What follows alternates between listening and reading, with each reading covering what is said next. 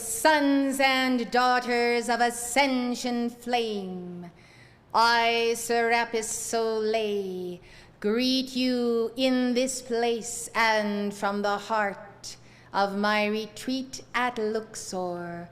Welcome to my white fire ascension garments.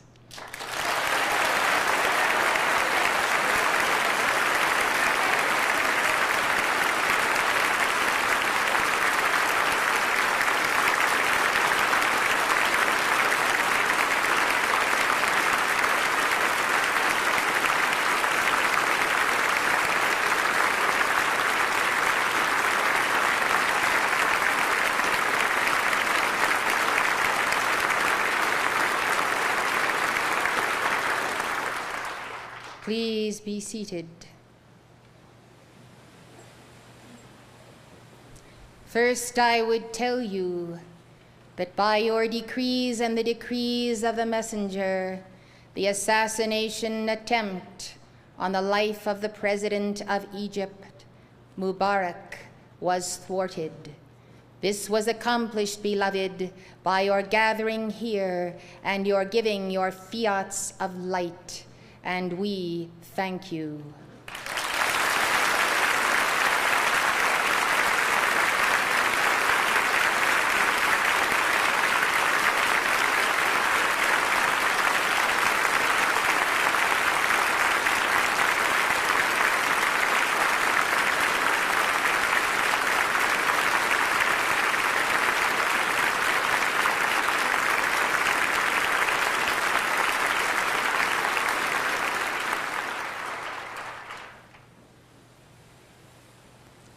It has been noted that he has no successor.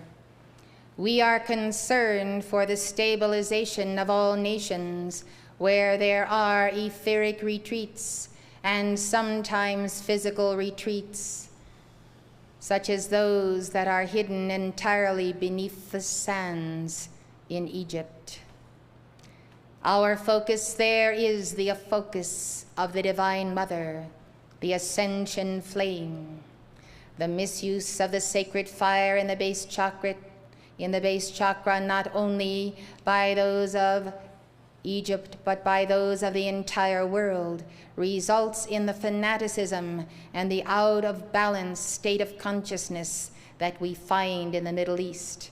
Quite simply, the people cannot deal with the sacred fire of ascension's flame that is present there, yet we may not turn down that fire, for that fire of ascension's flame is a sign that can be seen by every soul upon earth. It is a signet. It does tell them, one day you shall enter this flame, and your soul shall return to God. Now, beloved, consider if all souls understood the violet flame and understood the necessity for personal balance. Consider if in the world's major religions there could have been a bringing together of all who have been the founders of those religions, rather than there be, as it is today, the separateness of Judaism, Christianity, Islam, Buddhism, Hinduism, Taoism, Zoroastrianism, and so forth. Think of it, beloved. It is as though there were cement walls as thick as the earth itself that would separate all avatars whom God has sent, all world teachers, all saints. What a pity it is, beloved, that the world cannot embrace all. Therefore, in fulfillment of the great dream of Akbar, so he has sent his messenger to bring together the mystical paths of the world's religion. This has been El Moria's dream. As you know, he was embodied as Akbar. It has been his dream, beloved. For you see, the merging of the paths must create, by love, also a merging of all peoples. As it stands, beloved, each of the separate groups has its own philosophy, its own metaphysics, its own inner and outer court. Yet it is the whole that is needed. It is the seven rays and the eighth ray. Thus it is all important. It is all important that you understand the confluent streams of the world's religions, and that you are fluent in discussing them, yet not only in discussing them, for we have seen discussions for centuries, but in truly internalizing the flame of God that is the original founder of every religion. Therefore, you who come have with somewhat ease been able to take in all of the major teachings of these religions, and you have been studying them perhaps decades and lifetimes before you found this place where all come together in the heart of the Divine Mother, and then can be taught through the messenger. It is well then, for when you understand another, you can have true brotherly and sisterly love. You can have true oneness. But those fallen angels who have crept in to every one of the world's religions, they then are being contacted by me in this moment. These very fallen ones have practiced the religion of divide and conquer, have elevated Satan and other gods, and they are the cause of the destruction of civilization. For civilization rises on the bedrock of religion or falls on the very foundations thereof, for it does not have the ability to stand because it is infested with fallen ones in the religious circles. Religion is the most important aspect of life, and all things proceed from it. And if the world does not see this, well, then I say, you see it. And you must open the gates of the temple each night, the gates of the crown chakra, and enter into the heart of God, and be God taught in the retreats where the mechanisms of the world's religions are taught. There is not a world religion today that is not infested by fallen angels. If there had been one, we would not have had the need to found this one. For where you find true sons of God and adepts who are one with the great white brotherhood, you find this teaching. This teaching must not be hid. It must not be hid, beloved. It must be brought to light. Therefore, we say in this hour, there are adepts, initiates, and simple chelas who are serving at my retreat at Luxor. They are there, beloved, and some of them will take their ascension without reincarnating, but 90% of those who are present today will be re-embodied. And so they are working in some instances on the very same things that you are working on. The soul retrieval, the expansion of the threefold flame, the balancing of karma, the spiritual mastery, the physical mastery, and the necessity of undoing thread by thread every karmic tangle. Now, beloved ones, since these life streams have been in my retreat, some for great lengths of time, some for hundreds of years, some for far less, I have placed upon them, as I have directed my angels to do, mantles of light, whereby they might join you here in this retreat. They are entering now this tabernacle of the Lord, and with your permission, I ask them to place their electronic presences, their four lower body essences over you, that you might now imbibe and come to have a sense of what it would be like if you were physically present, yet in the spiritual octave of my retreat. Thus, I come to replicate for you that experience in this tent. If you wish to receive them, you may call for that now.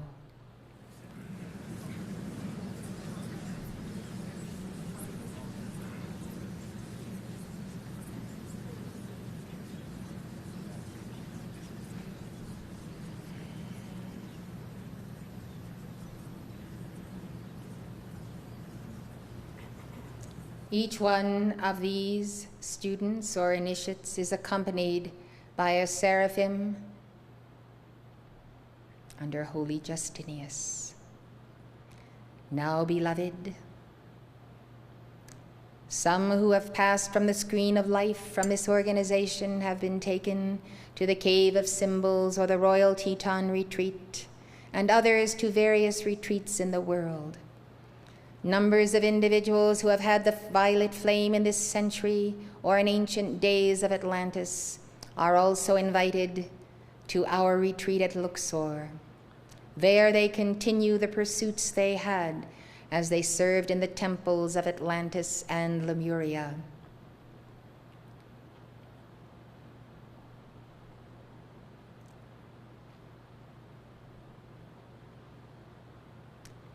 Feel the light of these ones, accept it into your chakras, for I should not have brought here this day any that would offend you. These are my very best students, beloved, and by receiving them, you receive a portion of myself, and you also take in and record in the unconscious elements of their life, their service, their studies, their mantras.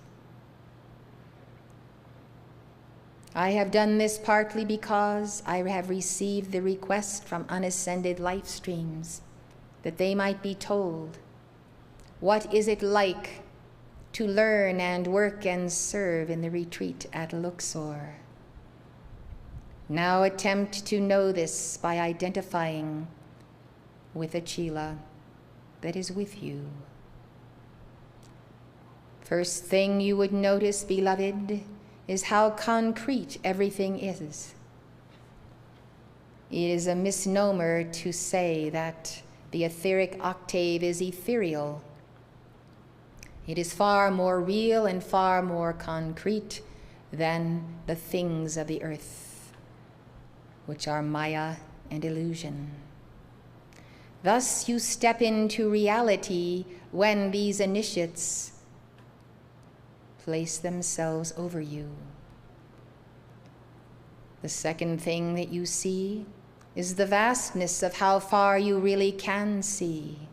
You can see throughout the earth.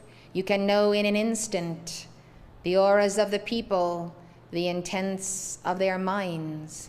You can read all minds and therefore be instruments in preventing evil before it manifests.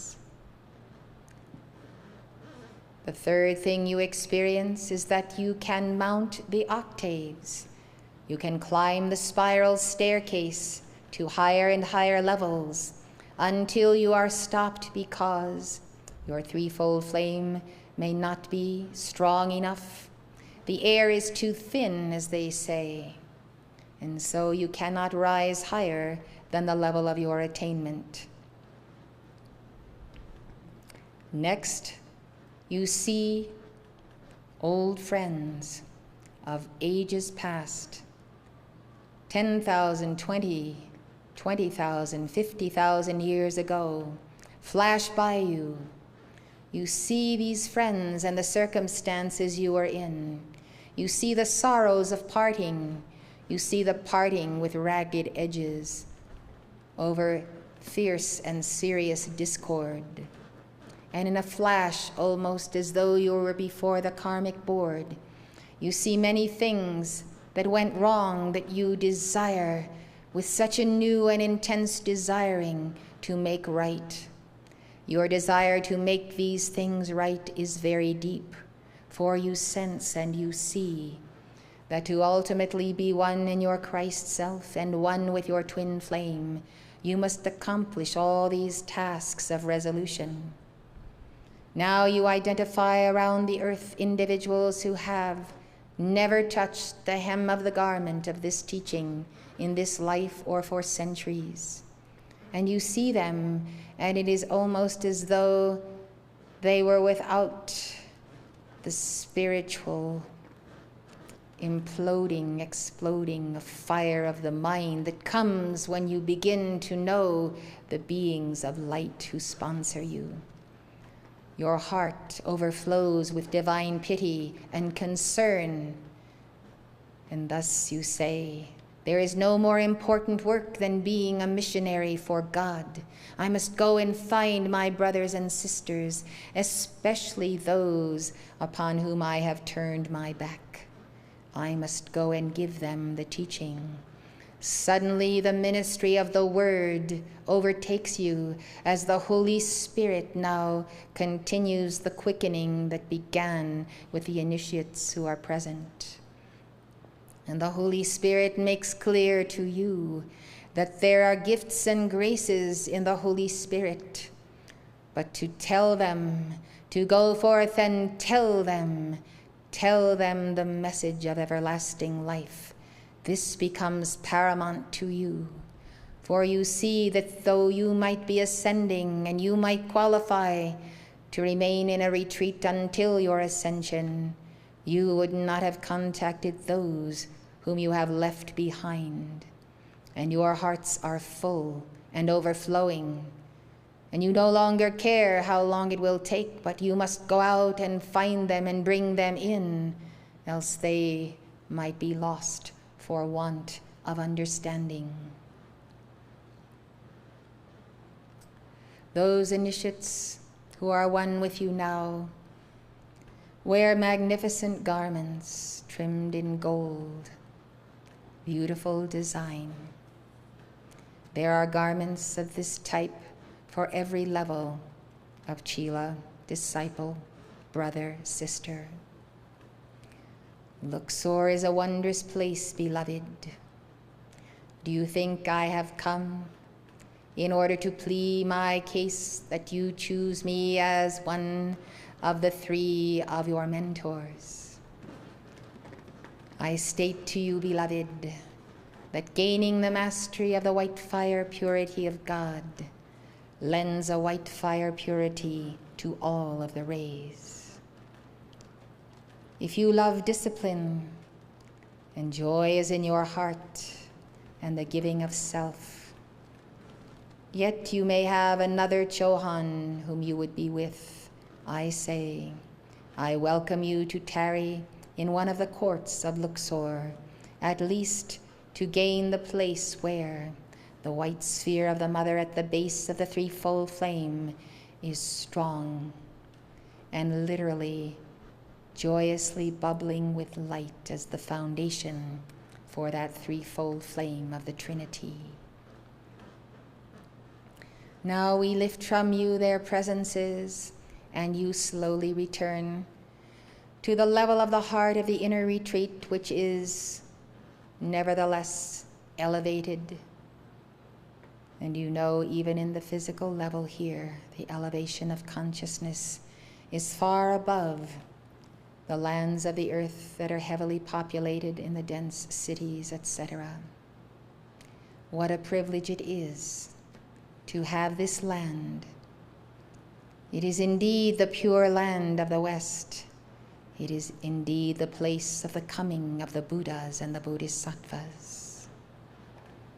I, Serapis Sole, tell you that the path of the fourth ray, being midpoint in the spectrum, contains all the rays. Do not think of the white fire as simply a stern discipline. It is the correctness of the way. It contains the geometry of being, the foundation stone from which you will rise like a space shuttle into the arms of the everlasting God. There are many worlds to be transcended, beloved, but know that the intense love of God does quicken and quicken again and quicken again that sacred fire. Thus we come, those of us who are on the fourth ray this day, to empower you on that ray. It is an empowerment of the Holy Spirit. It is an empowerment of white fire. Yes, it demands the preparedness of all of the chakras, that the mother flame might rise without problem in your being. But when you have it, beloved, you have all things. You have the ability to send forth that light, to stop an assassination, to consume a plague, to reach every mother in labor with child, to see that that child is born and that mother is well. You have it, beloved. You have it in the crown chakra.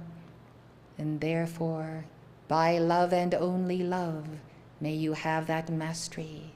But when you have it, you will finally say to yourself, at last, I can do not only something, but great things for souls who need the white fire of the mother that I have conserved from the base to the crown. Be ready at a moment's notice, beloved, with your lamps trimmed, for if they are emptied, you shall know that sorrow and that sorrowing.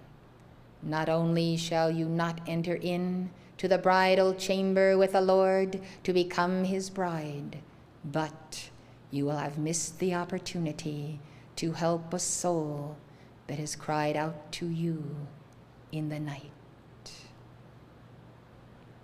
And so we return and we welcome you to attend classes at Luxor. In the name of God, be God, go with God, and affirm that the I am in me is God.